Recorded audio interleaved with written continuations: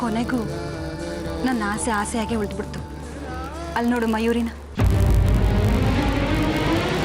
ನಾನು ಹೇಳಿಲ್ವೇನೋ ನಿನಗೆ, ನಾನು ಆಸೆ ಪಟ್ಟಿದ್ದೀನಿ ಅನ್ನೋ ಕಾರಣಕ್ಕೆ ಅವಳು ಆ ಸೀರೆನ ಉಡಲ್ಲ ಅಂತ.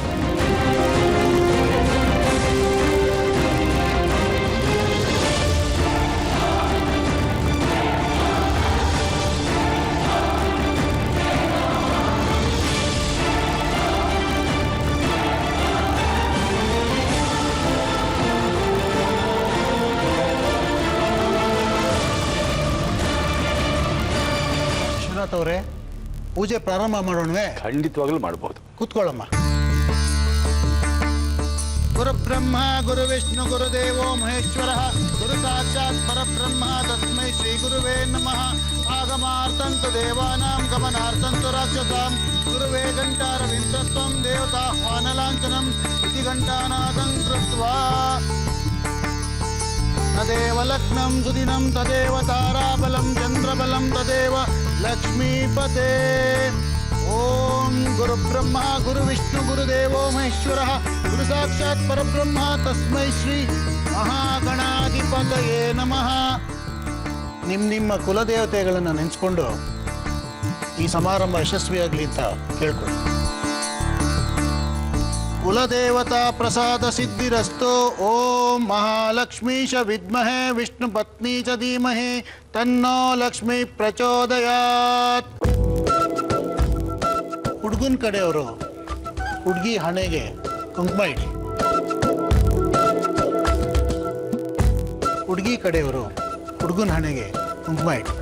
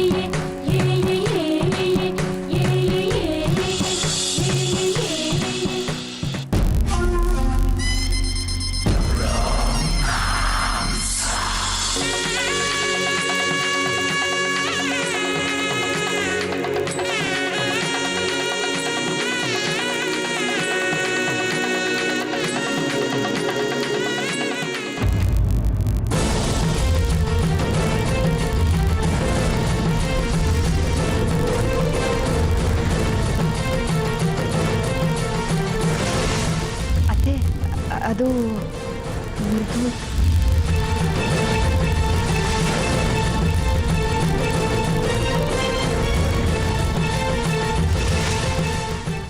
ಕೊನೆಗೂ ನನ್ನ ಆಸೆಯಾಗೆ ಉಳಿದ್ಬಿಡ್ತು. ಅಲ್ಲಿ ನೋಡು ಮಯೂರಿ. ಸರ್ವ ದುಃಖ ಹರೇ ದೇವಿ ಮಹಾಲಕ್ಷ್ಮಿ ನಮೋಸ್ತುತೆ. ಓಂ ಶ್ರೀ ಮಹಾಲಕ್ಷ್ಮಿ ನಮಃ. ವಿಶ್ವನಾಥ್ ಅವರೇ, ಎದ್ದೇಳಿ. ಹುಡುಗ ಎದ್ದೇಳಪ್ಪ.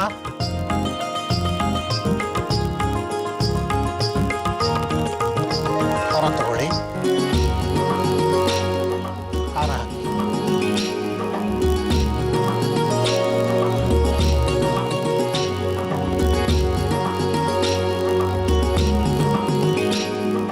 ನೀವೆದ್ದೇಳ್ಬೇಕು.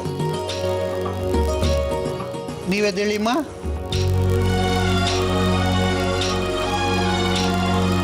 ಅಮ್ಮನ ಕೈ ಕೊಡಿ.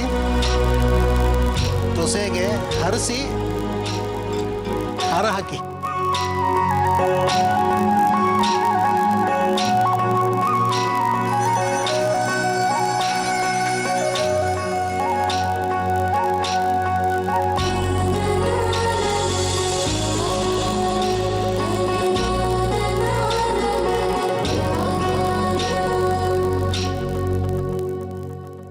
ಕೂತ್ಕೊಳ್ಳಿ, ಬನ್ನಿ.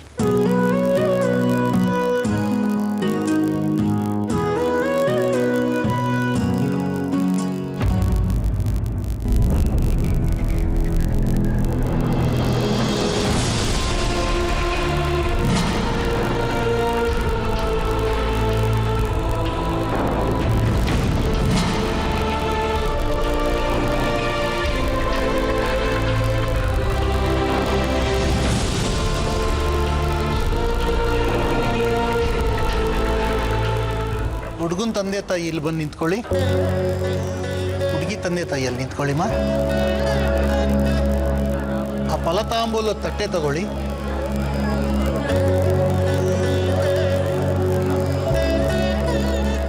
ನಿಮ್ಮ ನಿಮ್ಮ ಮಾತುಕತೆಯಂತೆ ಈ ಗುರು ಹಿರಿಯರ ಸಾಕ್ಷಿಯಾಗಿ, ಸೂರ್ಯಚಂದ್ರರ ಸಾಕ್ಷಿಯಾಗಿ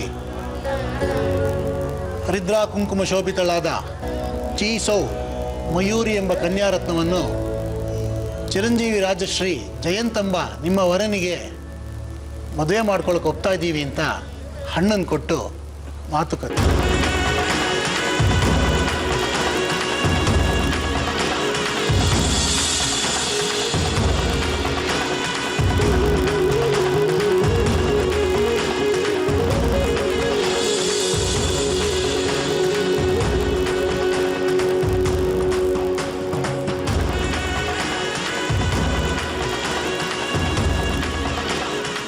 ಸಿಹಿ ತಿನ್ನಿಸಿ ಬೇಗರಿಗೆ.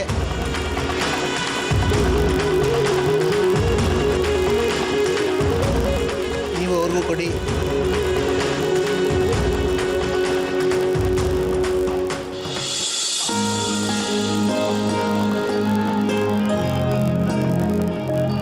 ಎದ್ದು ನಿಂತ್ಕೊಳ್ಳಪ್ಪ. ನೀನು ನಿಂತ್ಕೊಳ್ಳಮ್ಮ. ಮುಂದೆ ಬನ್ನಿ.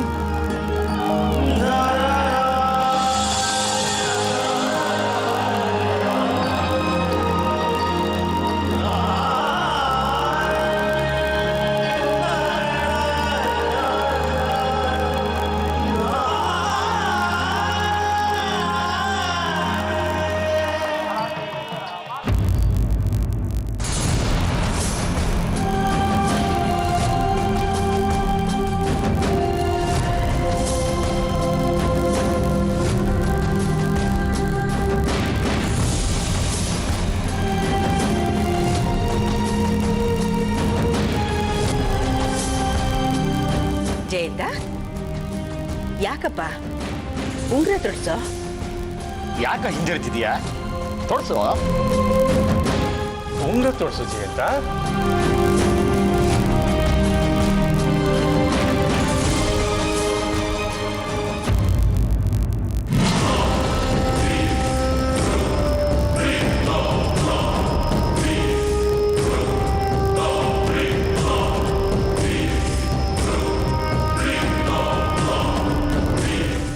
ಇವ್ನಿಗೆ ಜಯಂತ,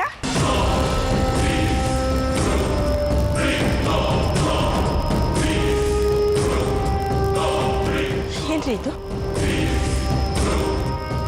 ಜಯಂತ, ಏನಾಯ್ತಪ್ಪ? ಯಾಕೋ ಹೀಗೆ ಮಾಡ್ತಿದ್ಯಾ? ಜಯಂತ, ನಿನ್ನೆ ಕೇಳ್ತಿರೋದು ಏನಾಯ್ತು ಹೇಳೋ? ನನಗೆ ನಿಶ್ಚಿತಾರ್ಥ ಬೇಡ ಅಪ್ಪ.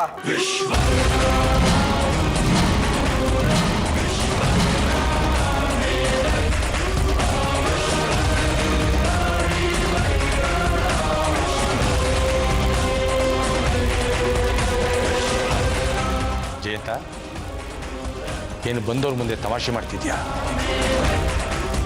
ಮೊದಲು ನಿಶ್ಚಿತಾರ್ಥ ಮುಗಿಸು. ಏನಾದ್ರು ಮಾತಾಡೋದಿದ್ರೆ ಆಮೇಲೆ ಮಾತಾಡ. ನಡಿ. ಮಾತಾಡಕ್ಕಿನ್ನು ಏನು ಉಳ್ದಿಲ್ಲ ಮಾವ. ನನಗೆ ಈ ನಿಶ್ಚಿತಾರ್ಥ ಬೇಡ. ನನಗೆ ಇವಳು ಇಷ್ಟ ಇಲ್ಲ.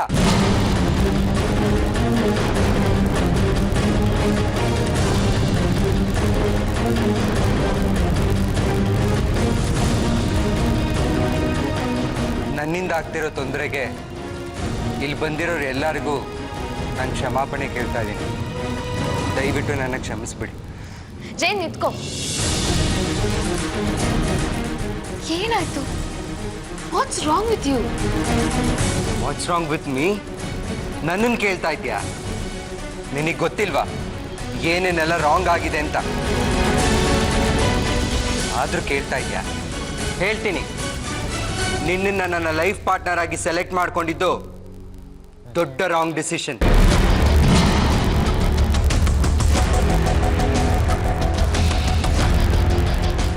ನಿಶ್ಚಿತಾರ್ಥ ತನಕ ಬಂದಿದ್ದು ಅದಕ್ಕಿಂತ ದೊಡ್ಡ ರಾಂಗ್ ಡಿಸಿಷನ್. ಏ ಜಯಂತ, ಮೈ ಮೇಲೆ ಪ್ರಜ್ಞೆ ಇಟ್ಕೊಂಡು ಮಾತಾಡ್ತಾ ಇದ್ದೀನೋ? ದೆವ್ವಗಿವ ಬರ್ದಿಲ್ಲ ತಾನೇ? ದೆವ್ವನ ಬಿಡಿಸ್ಕೊಳ್ಳೋಕೆ ಪ್ರಯತ್ನ ಪಡ್ತಾ ಇದ್ದೀನಿ ನಾನು. ದಯವಿಟ್ಟು ದಯವಿಟ್ಟು ನನ್ನ ಪಾಡಿಗೆ ನನ್ ಬಿಟ್ಬಿಡಿ.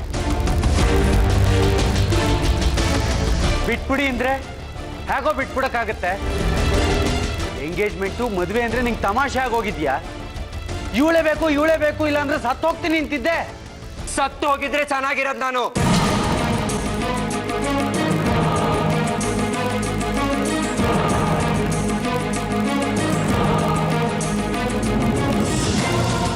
ಹುಟ್ಟೋರಂದ್ರೆ ಗೌರವ ಇಲ್ಲ ಇವಳಿಗೆ. ಅವ್ರ ಭಾವನೆಗಳಿಗೆ ಬೆಲೆ ಇಲ್ಲ. ಇಲ್ಲಿ ಯಾವ ರೀತಿ ನಡ್ಕೋಬೇಕು, ಯಾರಿಗೆ ಯಾವ ರೀತಿ ಮರ್ಯಾದೆ ಕೊಡಬೇಕು, ಈ ಜನ್ಮ ಅಲ್ಲ ಮುಂದಿನ ಜನ್ಮದಲ್ಲೂ ಇವಳಿಗೆ ಬುದ್ಧಿ ಬರಲ್ಲ.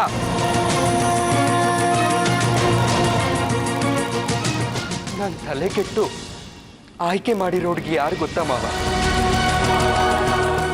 ದುರಹಂಕಾರಿ, ಸ್ವಾರ್ಥಿ, ಬಾಯಿ ಬಿಟ್ರೆ ಬರೀ ಸುಳ್ಳು ಹೇಳೋಳು.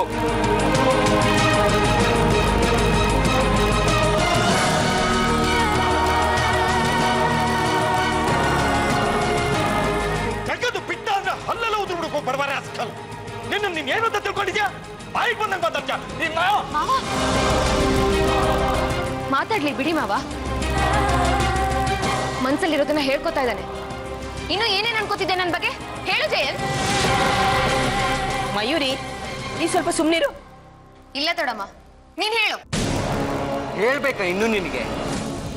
ಇಷ್ಟು ಜನಗಳ ಮುಂದೆ ಹೇಳು ಅಂತ ಹೇಳ್ತಾ ಇದೆಯಲ್ಲ, ಇಷ್ಟರಲ್ಲೇ ಗೊತ್ತಾಗತ್ತೆ ಎಷ್ಟು ನಾಚಿಕೆ ಗೆಟ್ಟೋಳು ಅಂತ.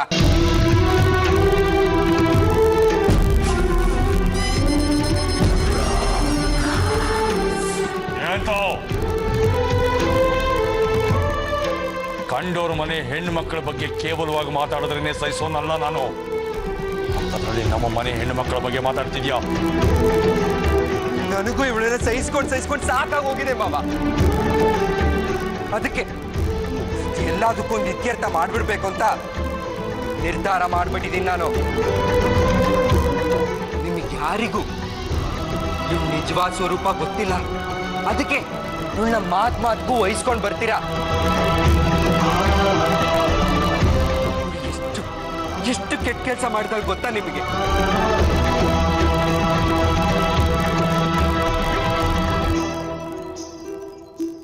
ನನ್ನ ತಾಯಿ ಪ್ರೀತಿಯಿಂದ ಸೀರೆ ತಂದ್ಕೊಟ್ರೆ ಪೀಸ್ ಆಗಿ ಅರ್ಥ ಹಾಕಿದ್ದಳು ಮಾವ.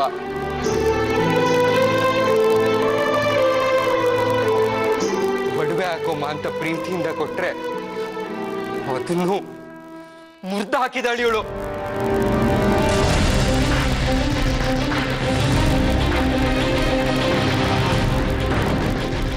ಹೊರಗೆ ಹೋಗೋಣ ಅಂತ ನಾನು ಕರೆದ್ರೆ ಟೆಸ್ಟ್ ಇದೆ ಅಂತ ಸುಳ್ಳು ಹೇಳಿ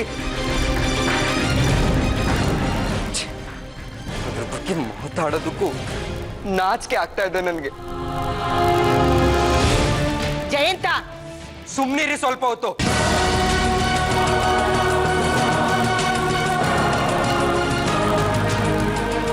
ಒಂದ ಎರಡ ಇವಳು ಮಾಡಿರೋ ಕೆಟ್ಟ ಕೆಲಸಗಳು ಇಲ್ಲ ಹಾಳಾಗೋಗ್ಲಿ ಅಂತ ಸಹಿಸ್ಕೊಂಡಿದ್ದೆ ಮಾವ ನಾನು. ಆದ್ರೆ ಇವತ್ತು ಮಾಡಿರೋ ಕೆಲಸ ಮಾತ್ರ ನನ್ನ ಜೀವನದಲ್ಲೇ ಮರೆಯಕ್ಕಾಗಲ್ಲ ನನಗೆ. ನಾನು ಇಂಟರ್ವ್ಯೂಗೆ ಹೋಗಿದ್ರೆ ನನಗೆ ಆಕ್ಸಿಡೆಂಟ್ ಆಗಿದೆ, ಬೇಗ ಬಂದು ಕಾಪಾಡು ಅಂತ ಮೆಸೇಜ್ ಮಾಡಿದ್ಲು ಮಾವ ಇವಳು.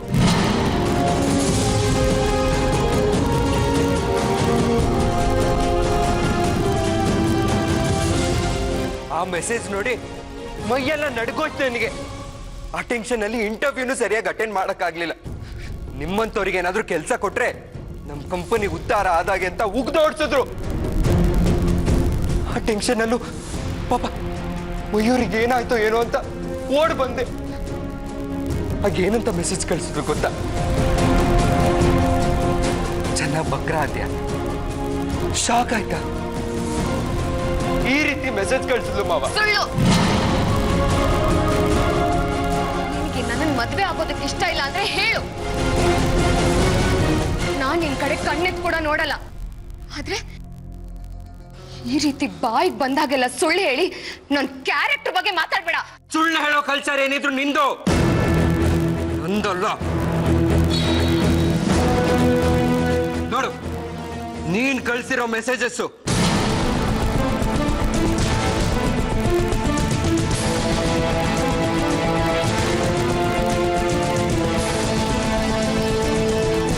ನೋಡಿ ಮಾವ, ಅತ್ತೆ ನೀವು ನೋಡಿ.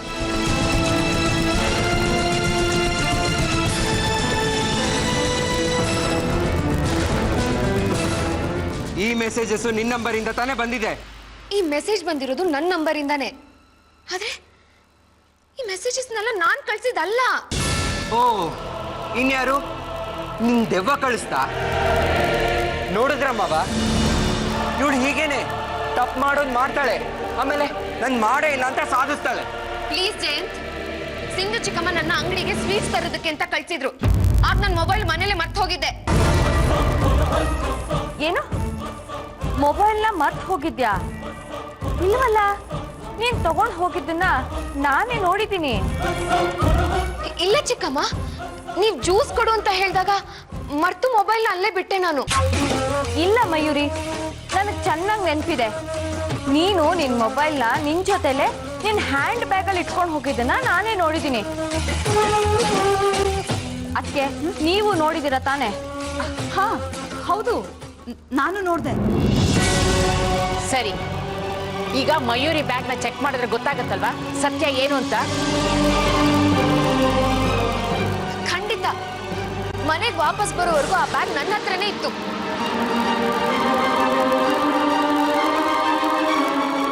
ಸರಿ ಮೇಘ, ಹೋಗಿ ಮಯೂರಿ ಬ್ಯಾಗ್ ತಗೊಂಬ. ಹೋಗು.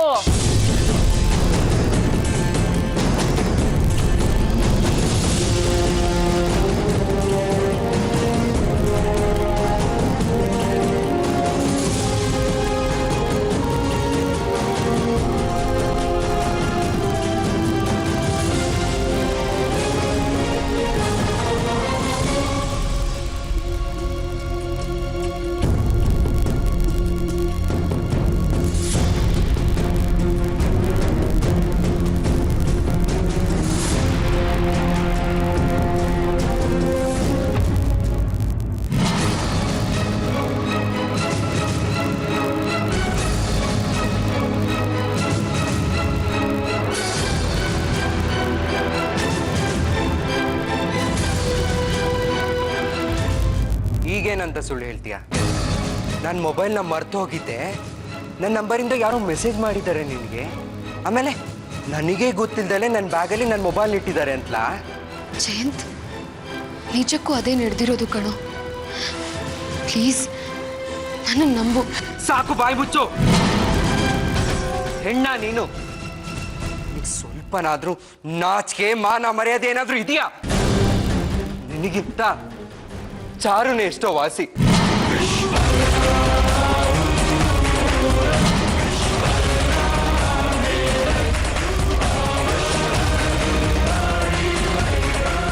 ಅವಳಿಗೆ ನನ್ನ ಮದುವೆ ಆಗ್ಬೇಕು ಅನ್ನೋ ಆಸೆ ಇತ್ತೆ ಹೊರತು ಇಂಥರ ಕೆಟ್ಟ ಬುದ್ಧಿ ಇರಲಿಲ್ಲ. ಅವಳ ಮದುವೆನ ನಾನು ಮುರಿದು ಹಾಕಿದ್ರು ನನ್ನ ಮೇಲಾಗ್ಲಿ ನಮ್ಮ ಮನೆಯವ್ರ ಮೇಲಾಗ್ಲಿ ಎಳ್ಳಷ್ಟು ಬೇಸರ ಆಗಿಲ್ಲ ಅವಳಿಗೆ. ಮೊದಲು ಎಷ್ಟು ಪ್ರೀತಿಯಿಂದ ಎಷ್ಟು ಖುಷಿ ಖುಷಿಯಾಗಿದ್ಲೋ ಈಗಲೂ ಅಷ್ಟೇ ಖುಷಿಯಾಗಿದ್ದಾಳೆ. ಅದಕ್ಕೆ ಬಟ್ಟೆ ಅಂಗಡಿಲಿ ಯಾವನು ಅಮ್ಮನಿಗೆ ಬೈದ ಅಂದ್ರೆ ಇವಳಿಗೆ ಕೋಪ ಬರುತ್ತೆ, ಅಡ್ಡ ನಿಲ್ತಾಳೆ. ಯಾಕೋ ಅಮ್ಮನಿಗೆ ಬೈದೆ ಅಂತ ಕ್ಷಮಾಪಣೆ ಕೇಳಿಸ್ತಾಳೆ. ಆದ್ರೆ ನೀನು ಆ ಬಯಸ್ಕೊಂಡು ತಂದಿರೋ ಸೀರೆನ ಸ್ವಲ್ಪನೂ ಪ್ರೀತಿ ಇಲ್ಲದೆ ಪೀಸ್ ಪೀಸಾಗಿ ಹರಿದಾಕ್ತೀಯ. ಅಮ್ಮನಿಗೆ ಹುಷಾರಿಲ್ಲ ಅಂದ್ರೆ ಹೂವು ಕೊಟ್ಟು ಹೇಗಿದ್ದೀರಾ ಅಂತ ಕೇಳ್ತಾಳೆ. ಆದರೆ ನೀನು ಒಂದೇ ಮನೇಲಿದ್ದು ರೂಮ್ ಕಡೆ ತಲೆನೂ ಹಾಕ್ಲಿಲ್ಲಲ್ಲ. ನೀವಿಬ್ರನ್ನ ಕಂಪೇರ್ ಮಾಡಿದ್ರೆ ಚಾರು ಕೋಟಿ ಕೋಟಿ ಪಾಲು ಒಳ್ಳೆವಳು ಅನ್ನಿಸ್ತಾಳೆ. ನನಗೆ ಈಗಲೂ ಏನಾದ್ರೂ ಚಾನ್ಸ್ ಸಿಕ್ಕಿದ್ರೆ ಏನ್ ಮಾಡ್ತೀಯಾ?